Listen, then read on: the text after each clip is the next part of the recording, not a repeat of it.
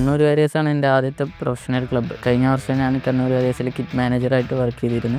Super league Kerala start ചെയ്തപ്പോൾ എന്നെപ്പോലെ sports management പഠിച്ചവർക്കും sports ഫീൽഡിൽ വർക്ക് ചെയ്യാൻ താല്പര്യമുള്ളവർക്കും ഒരുപാട് അവസരങ്ങളാണ് തുറന്നു വന്നത്.